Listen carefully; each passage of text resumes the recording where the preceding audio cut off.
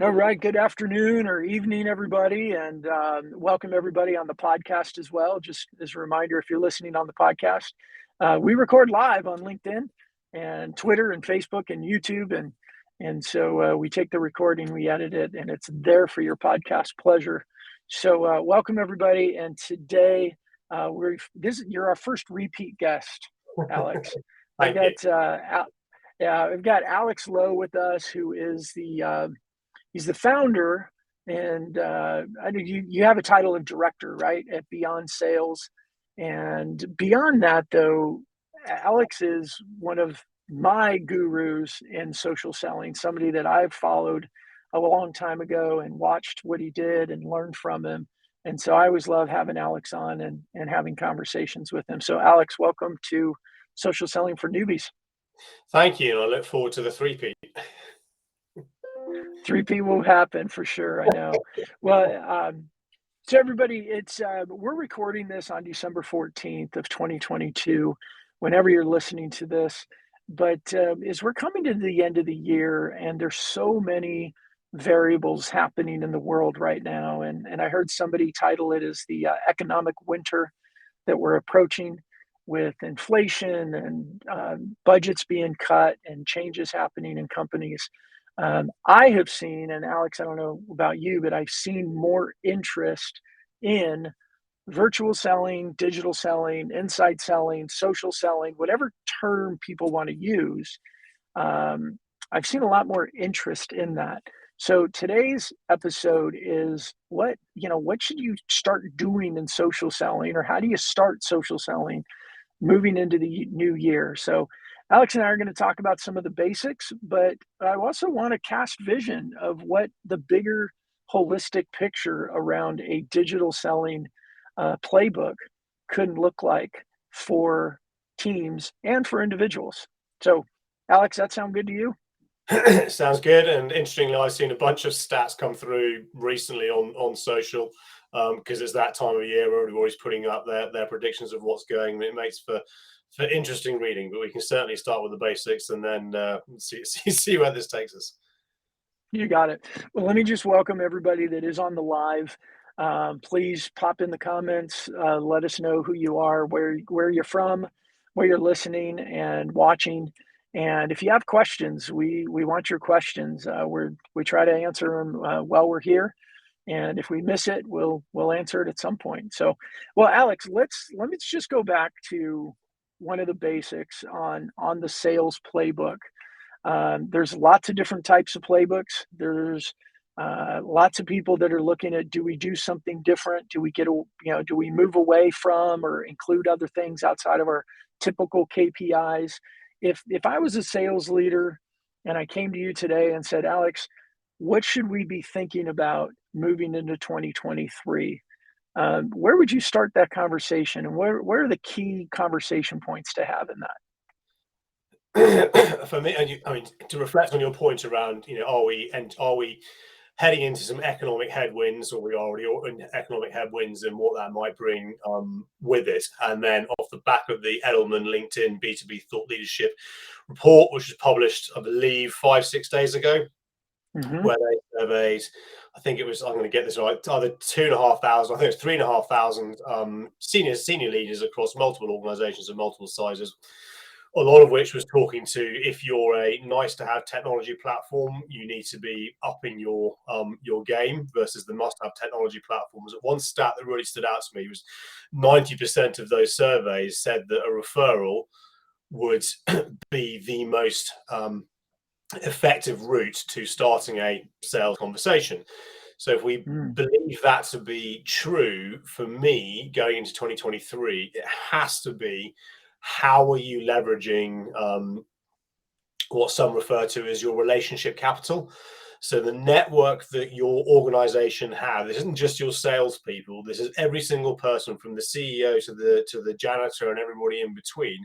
Every single person has a network. So how are you leveraging that, and what technologies are you using to help get one more referral? So if every single one of your employees could generate one more genuine referral opportunity for your sales team, times that by your average order value. That is additive pipeline to whatever your outbound reach may well be. So that for me is where I believe that people need to start focusing, and then that's the start of the conversation. Then you have to go into your sales cadences, your sales processes, or whatever you're calling them, to then convert that opportunity into a closed one sell. And of course, one social networks, that is where one starts, and it's where actually the easiest place is for everybody to start, which is primarily LinkedIn, to understand what your referral network could be. Because yes, I accept that just because somebody has a connection on LinkedIn, you have no idea how strong that connection is. But a simple way to do this is just go to the search bar, type in the job title that you sell to, go to all filters, click on second degree, then look for the industries, search for the industry verticals that you sell into. Then it could well be geography. And now on free LinkedIn, the filters are pretty decent to start to get to that granular. Hit apply. That then is your referral opportunity straight out the gate. And even if only one person can facilitate one genuine referral opportunity, that's one more referral than you had 5 minutes ago. Right, right. Well, and you could even turn that into goals with different Yep. goals, provide the different type of person on your team. Like as an example, we say, hey, everybody in customer success, the goal is, one referral every 6 months. Salespeople, maybe it's 2 referrals a month or Yep. something, and then build a strategy around that. But definitely build out KPIs that the team can work to and add to a. I'm just a big believer in a sales playbook, because it tells people what to do on a regular basis, and you can build in your KPIs accordingly. I believe this goes beyond sales and customer service. So if you sell to CFOs, make sure you are connected to all of your finance team, because it's highly likely that your finance team are going to be connected to other finance Right. professionals in their network, because that's what they have done. If you sell to CMOs, go and connect to all your marketing team. If you sell to HR function, go and connect to all of your HR team. So this then actually goes much further to than just the sales and marketing world, if you will. This actually becomes Hmm. the company culture, and then this then needs to be driven from the top. So the next layer on that, if you are the managing director, CEO, leadership, VP, what have you, have you connected to your sales teams? And if not, why not? Because if you've cultivated your network over 15, 20 years, which is typically the tenure for most senior leaders where they are in them in their roles, as the nature of the beast, right? In terms Hmm. of you've been in business that long, your network then is going to be pretty powerful, I would suggest, assuming the behaviorally you've used LinkedIn as a Rolodex, which is how we used to do it in the past. It's just a way to connect and manage our first degree connections. But those first degree connections that you've built up over time, even if you haven't spoken to them in 12, 24, 36 months, they may now well be in senior, or probably will be Hmm. in senior decision making positions that could help someone in your sales team if they're connected to you on LinkedIn, and then they do their search XYZ. Oh my goodness, the CEOs, CFOs, CMOs, CTOs, CHRO, or equivalent, you are connected to an organization that we're trying to unlock. Could you help us facilitate an introduction? So this playbook goes much broader for me than the typical sales playbook, if you will. Yeah, yeah, that's good. That oh, I had a question there that when you were talking, I didn't want to interrupt. Oh, here's a question. If it's somebody they're the first connection in your network that is connected to an ideal customer, Mhm. an ideal prospect, you haven't talked to them in 4 or 5 years, which is very possible with so many Yeah, people in the way that they've used in 8 years, 9 years. You know, we used, as you said, we've used LinkedIn as a Rolodex, so you're connected, but it's meant nothing for yeah. a long time. What what should teams consider other activities or actions before they reach out and ask for that? Is there clean up your profile, start publishing content, make sure that you're more active in comments, or do you think any of that really matters when you're reaching out to an existing network for a referral? Bluntly, no, if I'm honest, because if that relationship is there, then the fact that that person is making that trusted relationship is making that referral, that individual that is being referred to will trust the person, the middle person, if you will, going, well, Brandon wouldn't be referring someone to Alex if Brandon didn't think the person that Alex was referring to Alex was a good person, because I trust Brandon, therefore I trust Mhm. Brandon's judgment to make that referral. I always give the individual an out in terms of, hey, Brandon, I can see you're connected to XYZ. This is what I'd like to go and talk to them about. Do you feel comfortable in making an introduction? If not, no worries. If it's a yes, brilliant, you're off to the races. If it's a no, then yes, the next kind of play is, and of course, this is a slightly longer term play, is then you go and find their profile, you click follow, and you click the alarm bell. Now, of course, that person may not be ever publishing any content, but at least with the follow and clicking the alarm bell, the follow is going to drop them a nudge going, hey, Alex Lowe started following you. Of course, at that point, then ideally your profile does need to talk to them in a way which makes sense.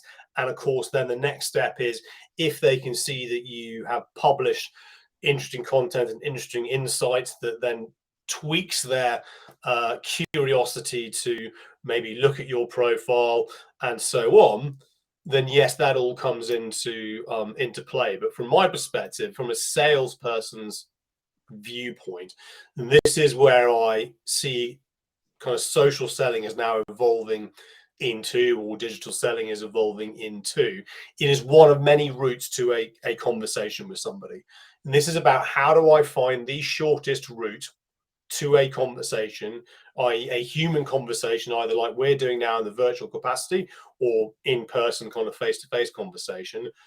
Once that conversation has happened, how are then you using all of the tools available to you to start to then build that cadence and that process to move that deal cycle along? Yeah, I get that. I think for me, I always feel like if it's somebody I haven't spoken to in a while, X amount of time, and each relationship, I think there's kind of a gut instinct on, how good the relationship was at the time to how much time has gone since I've talked to them, to whether I feel comfortable just picking up a phone or sending them a message and asking for something versus let me kind of reintroduce myself in a subtle way to try and create that familiarity before I ask. But I like what you're saying. It's the going the route of least resistance, or the quickest route to it. And if it's a no, then you could back up and start over. I think that Exactly. makes a lot of sense. I've got a recent example of this with, working with a consulting firm where said individual hadn't spoken to the CIO of a public sector. It was the NHS within the UK. He hadn't spoken to him for 3 years. And he was concerned about, he had an idea, because there were things happening within this particular NHS trust, genuine idea based on legislation that was actually happening. So things have to happen. And this person wasn't a salesperson; he was a consultant who'd come from the NHS in his previous life.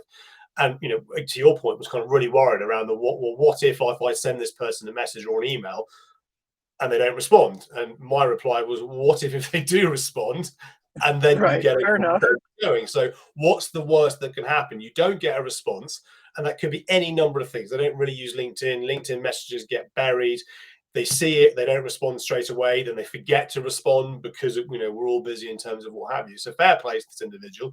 He did it, and that has turned into a £5 million opportunity, But if he'd allowed the what if to take Yeah. control of the situation by saying, I'm not going to send this because what if this person doesn't respond? Now, this is a very different viewpoint to reaching out to somebody neck cold.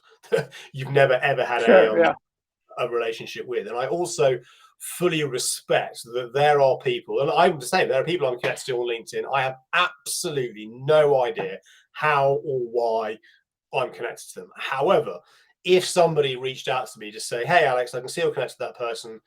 Would you be happy to see if I can facilitate an introduction? I say, you know what? I'm happy to give it a go. I have no idea why they're in my network, no idea who they are, but if you think that you can help them, it's no impact on me by reaching out for that ask, if you will. And for those listening, I'm doing kind of inverted commas around my head. Because again, what's the worst that can happen? They go, who the hell's Alex Lowe? No, versus I'm connected to Alex Lowe. I can't remember I'm connected to Alex Lowe. He may know why I'm connected to Alex Lowe. Therefore, I'm going to give him a little bit more time of day. Now, I have the advantages, as do you, Brandon, that if somebody looks at my profile or your profile, the chances are that, and this is going to sound extraordinarily arrogant, but our profiles are content rich in terms of what we do, how we help people, and so on. Therefore, they may okay. I may want to talk to Alex in terms of what have you. But it all comes back to it's using the data points that are available to you to find that shortest route to a conversation. The key thing about social selling is not the selling bit.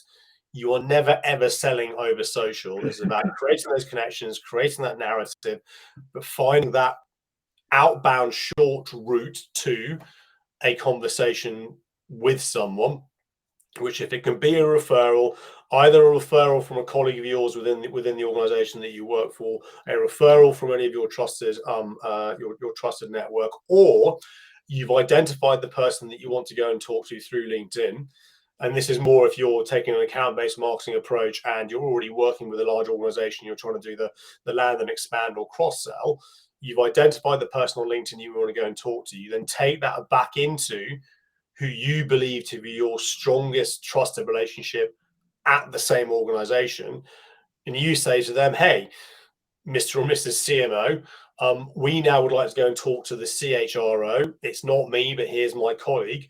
Would you be comfortable in facilitating that introduction to the CHRO? Because we want to go and talk about people and change or an HR system, etc. That in itself, for me, is also a really powerful litmus test in terms of how strong your perceived relationship with your existing client.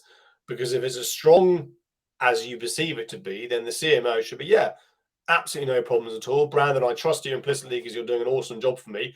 More than happy to introduce you to the CHRO. Yeah, that's all really good, and I think what I would encourage people to take away from what Alex just shared is it's that the most direct route to getting a conversation started with your ideal prospect. So let's shift gears a little bit. Outside of referrals, when it comes to prospecting, when it comes to filling pipeline, and the way I like to say it is the activities involved with creating that first conversation with a prospect. There's lots of ways that companies are doing that, from the cold call to the cold emails and face-to-face and events and all that. And of course, we have this social tool at our disposal now. What are your recommendations? What should people be looking to do using social or any other digital virtual tools moving into 2023?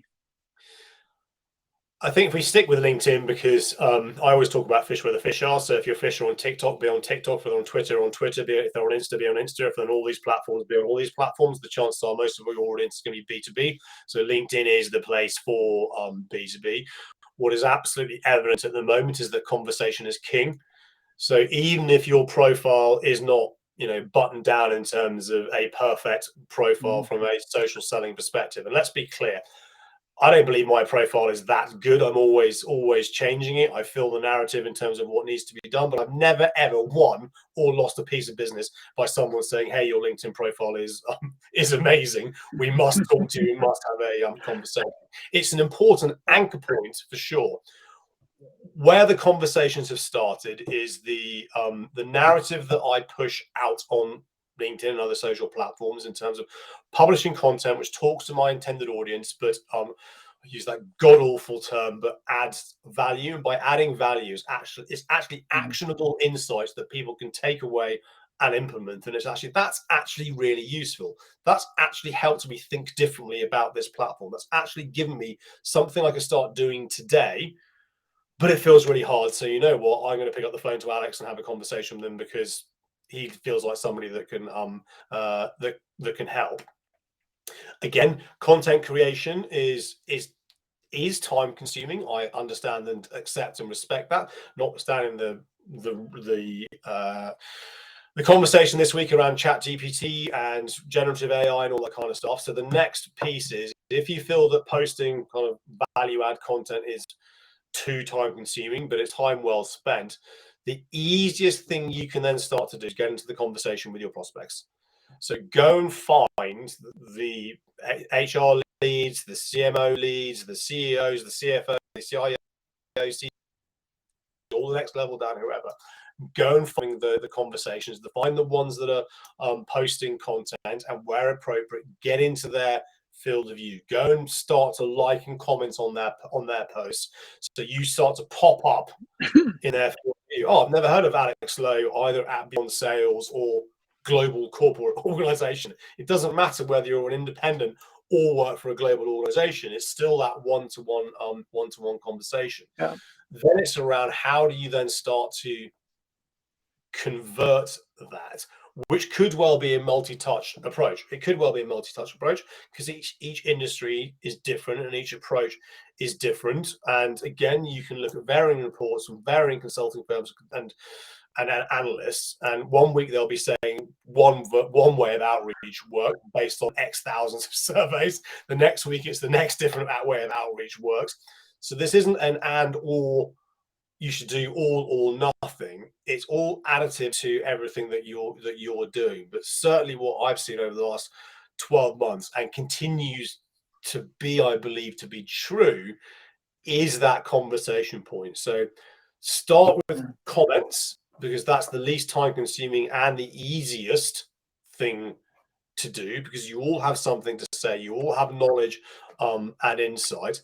Then the next step is posting and creating conversation around what it is that you do and what it is that you solve. And I'm not talking about pushing the corporate message. I'm talking about pushing the corporate message, but pushing it through your viewpoint, pushing it through, hey, this week I had a conversation with the CMO. These are the top 3 problems they were facing. What do you think? You're talking, if you're cold calling, for example, then you are talking to people every single day and having conversations and having the pushback. Yeah. If you're in a deal cycle or a deal process, you're going to be having the ebb and the flow of that, the concerns and the questions. So you've got this insight. You can just play that back into your audience, not calling out the individuals or organizations that you're talking to, but the narrative in the round. And that will then start to draw other like-minded people that go, well, I'm a CMO. I also feel the same thing. Brandon is talking about the same things that I'm feeling. You know what? I might send Brandon a connection request to go, hey, I saw that. Can we have a conversation? Because actually I got the same challenge and I believe you might be able to help me. Yeah, that's good. And I like to say, I mean, I'm a systems thinker. And so I think when I've got a sales team, it's got to be like, here's the process. And one of the systems I like to teach people and to do exactly what you said when it comes to creating content or even commenting is jot down the notes from the conversations you are having. Write down a question they asked and then reshare that and say, here's 2 or 3 points that I think are important about it. What do you think? Or take a comment, like you said, it's talking to a CMO. Here's the problem that they're having, or a CMO in XYZ space. Here's the challenge that they're having. Here's 2 or 3 points that we discussed. What do you think? I mean, it's if without a system, this is just my system thinking brain, without a system, it's too easy to sit in front of your computer and go, what do I write? What do I post? And that's where creating content takes forever because you got to figure it out. But just, man, recall conversations, jot down notes while you're on a conversation, start thinking in terms of, I need to produce content based on this conversation. What's it going to be? And I think for everybody listening, that's just a really easy way to move from being a infrequent publishing of content to a consistent content publisher. And I agree. If we look at social selling in its rawest, most basic process, if you want a system, it's your personal brand, which is your profile. It's your profile and the content that you publish. It's your network, and then it is content overall, which is then what you publish and your comments. The three of those put together that is social selling in its simplest form. How we all engage with social will actually vary. I always talk to it being a 2-minute a day exercise during the course of the day, when you have dead time, when you're waiting for someone to, if you are cold calling and you're waiting for you've got a power assisted dialer, cool. While it's churning through those numbers, you've got 30 seconds to drop a quick comment. So have LinkedIn Live up, what have you. If you're sitting there, drafting an email for your email cadence to put into your outreaches or sales notes or what have you, fine. Have LinkedIn to think about, can I use that same content that's going in the email as a post? If you're on an all hands call, which we all sit there, everyone's listening to someone drone about something that you're not really interested in, spend that half an hour to engage in conversation on LinkedIn. But if you're fortunate enough to have a Gong or a Refract or any of these call recording software platforms which are used for coaching, the content in that is absolute gold. It's gold dust, which I would be going, gimme. What's the AI in inverted commas using in terms of what are the trends? What are we seeing out there? There is a content strategy, and for goodness sake, if we look at this week in terms of OpenAI and ChatGPT, and it's an interesting debate, this, right? But you could chuck a bunch of that stuff into it and go, turn this into 10 social media posts for LinkedIn in the tone of that talks to a CEO, or in the tone of Gen Z, or that talks in this way, and so on. I've experimented with this, and it will create 10, 15, 20 pieces of content. You can now schedule posts on LinkedIn natively. So find 10 minutes in a day to go copy, paste, schedule. That's done, right? It's not like when we started this out probably 8-9 years ago, Brandon, when none of this technology existed, and we had to really work to it. Now, that brings other challenges and risks with it. But in the modern world that we have found ourselves in the last week in content creation and generation, there's getting pretty close to being no excuses, notwithstanding the guardrails or the rules of engagement that an organization might have in place around posting on social media, but they're probably archaic, probably need to be challenged. Separate conversation, maybe. Sure. Yeah. And yeah, I think, for everybody listening, the reason I know that it's real easy to sit in your computer and go, what do I write? Is because I did that for years. I did that trying to, I know I need to do this. I need it. And too often what happens is you go, what do I do? What do I do? And then you wait 2-3 minutes, whatever. And then you go do something else, and at the end of the day, you go, forget it. And then 2 weeks, 3 weeks, a month go by, and you realize I've done nothing. So I think whether it's the AI, and you and I have talked about this, and we're kind of quietly building a tool in the back end that does something very similar to what Alex talked about, of taking recorded conversations and converting those into content that is good for social, it's good for email, it's good for blogs, it's good for whatever, and done in a very efficient manner. But so I think summarize this as we're coming up to the end of time, Alex. Summarize for a CRO, a sales leader, a CEO right now. What are the 2 or 3 key things they should consider moving into 2023? I think data is an obvious one. I think any platforms that help you understand your relationship capital and your relationship data are going to become really, really important in organizations that embrace those. So, from a relationship capital perspective, you've got sales insights with Microsoft. If you're on the Microsoft CRM, Salesforce has got the equivalent. You've got IntraHive as a brilliant platform. You've got Ebster, which looks at what's happening right now within an organization, across an organization. Sales Navigator for me is the least understood but the most powerful LinkedIn lead generation tool on the planet by a country mile, when you have an understanding of what your intended outcomes you're trying to achieve. If you're an organization of Mhm. scale, then Team Link and Team Link Extend again is hugely powerful to unlock those referral opportunities. Outside of that, there will be people within your sales team who are really good at this. So allow them to go and do it. There'll be people in your sales team who don't want to do it, and probably are really, really good cold callers or really good at writing email scripts. So it's look at what are the powers across all of your sales capabilities and point the That's people good. that are really good at what they do, but get them to work as a collective, if you will, to achieve that same end goal. But for me, I think 2023, those that can really unlock the power of their relationship capital and their relationship data, which is very straightforward to do. Yes, there is a cost associated to it, but go back to the point that I was making at the beginning. If each one of your employees, and I mean Mhm. every single one of your employees, could generate one bona fide referral opportunity for your sales team, times that by your average contract value, average order value, I imagine that would get the finance director's attention. Yeah, for sure. Alex, as usual, thank you so much for taking time and sharing with us your from your experience and what you see coming in the future.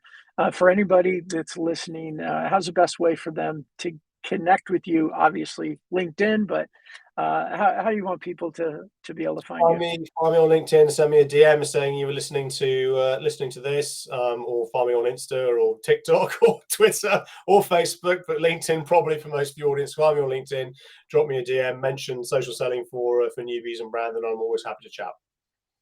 Awesome. Well, we'll get you back for a third, I'm sure. And so, for everybody listening, hey, thanks so much for paying attention to social selling for newbies. Tom Burton and Carson Heady, my co-hosts, are unable to be here as we're coming into the end of the year. I think final travel and busy schedules are just going to get in the way. But that's why there's three of us that host, and at any given time, there's a guarantee at least one of us is going to be able to make it, even if he's sitting in his car, as I am today. So, hey, if you're listening on the podcast, we appreciate you. Please, give us a review if you're finding this valuable. Share us with your friends, and for everybody here that's on LinkedIn, go find our podcast as well. We get the data every week, and we've been growing. We've been getting more downloads, and it's been exciting to see. But it's more exciting than anything. It's just so many people coming to us going, "Hey, we need to start taking this serious. Where do we start?" And we just try to bring you great voices from all around the world that are doing some really good things inside of social or digital or virtual selling. So, Alex Lowe, thanks again so much. I'm going to give you the final words before we sign off. What do you have? What do you have for us? Happy Christmas, Happy New Year. Let's hope 2023 is a little bit better than 2022. I'm not sure, but Happy Christmas, Happy New Year. Perfect. Excellent. All right, Alex. Thank you, everybody, and have a wonderful day. We'll see you next time on Social Selling for Newbies.